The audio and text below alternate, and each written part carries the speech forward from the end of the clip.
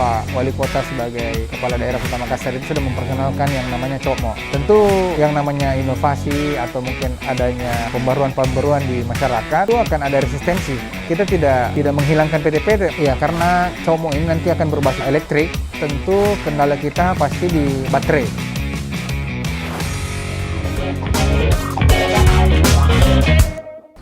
Assalamualaikum warahmatullahi wabarakatuh. Salam sejahtera untuk kita semua. Apa kabar warga Kota Makassar?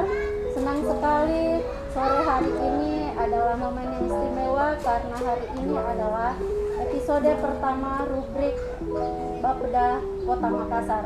Rubrik ini akan menemani hari-hari Anda ke depan, akan mengulas beberapa tema hangat terkait pembangunan dan perencanaan pembangunan yang ada di Kota Makassar. Dan kali ini kita sudah kedatangan narasumber yang istimewa. Beliau adalah pelaksana tugas Kepala Badan Perencanaan Pembangunan Daerah Kota Makassar. Beliau adalah Bapak Helmi Budiman, STP MM, yang sudah ada di samping saya. Apa kabarnya Pak? Iya, alhamdulillah baik. Terima kasih Bu Heni atas kesempatannya. Ya. Hari ini juga adalah momen yang istimewa karena hari ini telah dihelat sebuah forum internasional Smart Transportation Forum yang dihadiri oleh 24 kabupaten kota, ada kepala daerah, ada kepala-kepala dinas perhubungan dari Sulawesi Selatan, kemudian ada petugas, kemudian ada lembaga-lembaga donor, dan terkait Smart Transportation, konsep Smart Transportation yang diusung pada perhelatan ini. Bisa cerita sedikit apa sih yang melatar belakangnya atau motivasinya sehingga forum ini diadakan? Iya, jadi Smart Transportation Forum ini mungkin salah satu forum yang kita buat ini di masa PPKM. Kalau kita lihat sekarang kan PPKM ini sudah masuk mungkin kalau kita bilang ya masuk di level 1. Nah, tentu harapannya dengan forum ini kita memberikan lagi semangat kepada ekonomi kita. Itu yang paling pertama pasti. Ada kebangkitan ekonomi yang kita harapkan dengan adanya kegiatan event internasional yang pertama kalinya dibuat oleh pemerintah Kota Makassar. Nah, di samping itu pula tidak lupa pula mungkin tema dari forum transportasi pada hari ini ya tentu kita ingin mendorong bagaimana caranya masyarakat sadar akan transportasi. Bagaimana caranya membuat transportasi yang semakin nyaman dan semakin terbarukan energinya. Nah, alhamdulillah Makassar juga sudah punya konsep yang sama. Mungkin begitu, Mbak Heni. Ya. Terkait tema-tema yang dibahas di forum ini bisa diulas sedikit. Iya. Beberapa stressing point yang digagas pada forum ini. Ya, tentu ada beberapa fokusnya tentu. Kalau kita lihat kemarin pemerintah Kota Makassar bersama kementerian dan bersama pemerintah Provinsi Sulawesi Selatan telah meluncurkan yang namanya BRT. Nah, disinilah kita mengenalkan yang namanya BRT sebagai salah satu moda transportasi utama yang akan dikelola oleh kementerian dalam hal ini. Nah, ini akan menjadi salah satu sarana transportasi baru di mana akan ada pengelolaan transportasi yang melibatkan seluruh elemen di masyarakat. Nah, di samping itu pula, setelah BRT ini kita luncurkan, tentu Makassar akan juga membuat transportasi feedernya, begitu. Ya, sebagai pelaksana tugas Kepala Badan Perencanaan Pembangunan, tupoksi Bapeda sendiri dalam mendirect konsep smart transportasi khususnya untuk Kota Makassar ini seperti apa? Ya, jadi seperti kita lihat pada forum kali ini, tadi pagi juga Pak Wali Kota sebagai Kepala Daerah Kota Makassar itu sudah memperkenalkan yang namanya COMO. Saya rasa sebagian besar dari kita ini sudah melihat konsep COMO itu apa.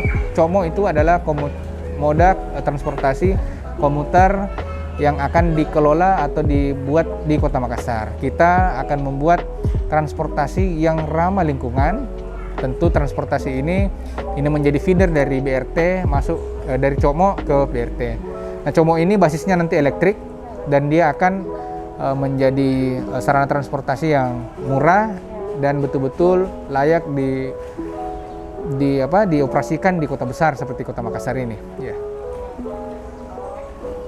Terkait beberapa inovasi, dilemanya kadang yang muncul di Iya, Kayak pasti. seperti misalnya coba bagaimana Bapeda sendiri melihat itu pro kontra yang terjadi di masyarakat. Iya. Misalnya teman-teman supir PT-PT Iya, misalnya PT-PT. yang merasa terasingkan dari munculnya inovasi coba itu sendiri, apakah sudah dipikirkan sebelumnya? Ya, tentu yang namanya inovasi atau mungkin adanya pembaruan-pembaruan di masyarakat, tentu akan ada resistensi.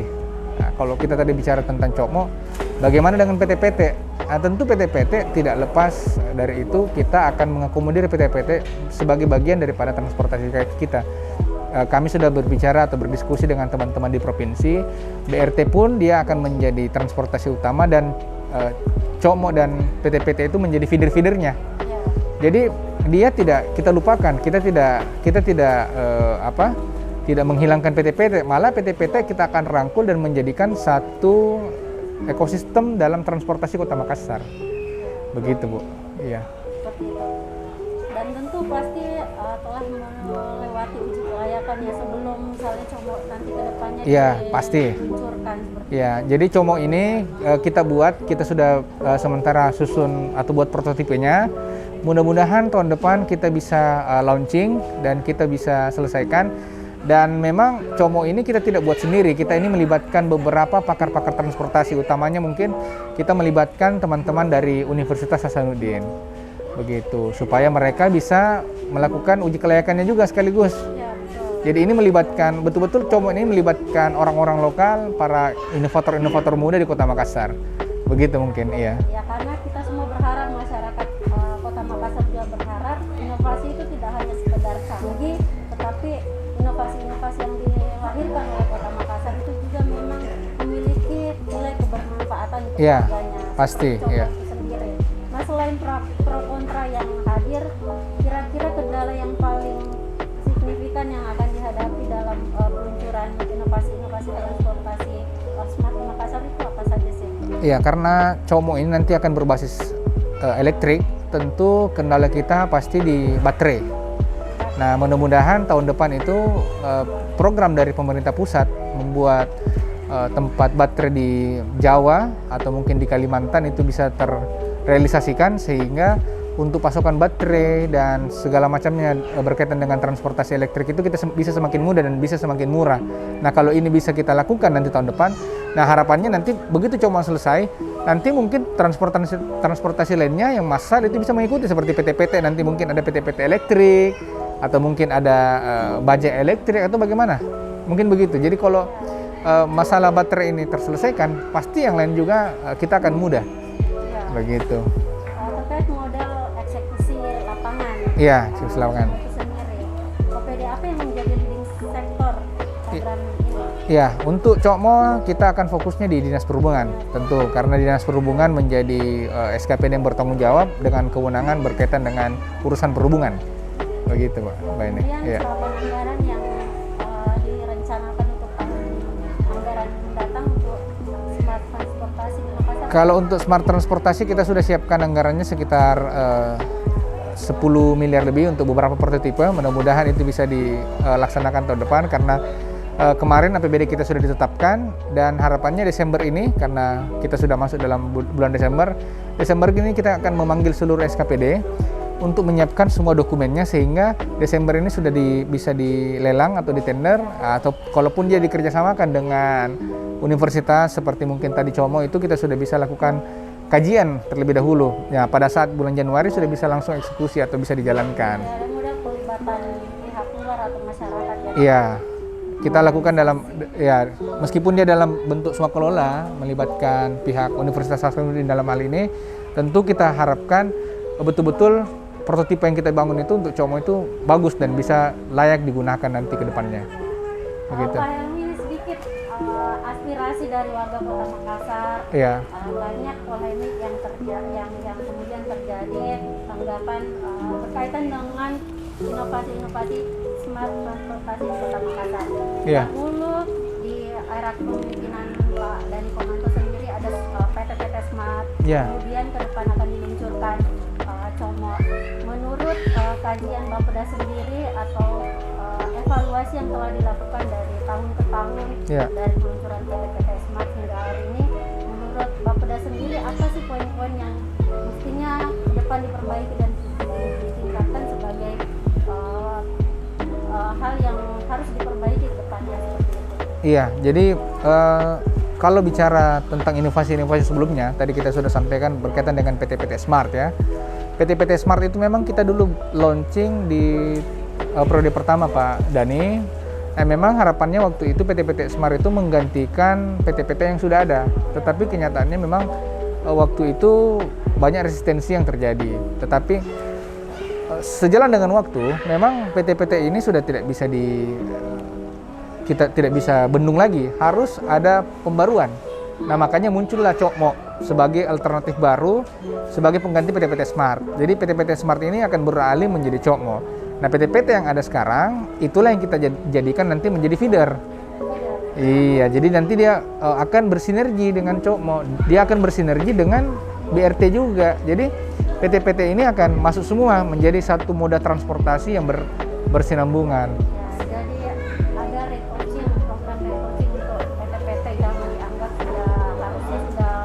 Iya. Mengalami pembaruan ya. Iya. Ini juga kita masih dalam situasi COVID. Iya. Terkait menyinggung sedikit terkait program Makassar Recover. Oke. Untuk program Makassar Recover, saya melihat tahapannya sudah masuk ke tahapan pemulihan ekonomi. Apakah kehadiran Cokmo itu sendiri bagian dari upaya pemulihan ekonomi? Tentu Cokmo itu bagian daripada upaya pemulihan ekonomi. Nah, kalau menyinggung tadi masalah Makassar Recover. Makassar Recover ini sebenarnya dengan adanya PPKM yang sudah berlaku, kemudian kita sudah turun kepada level 2, tentu Makassar Recover ini kita sudah anggap betul-betul sangat berhasil.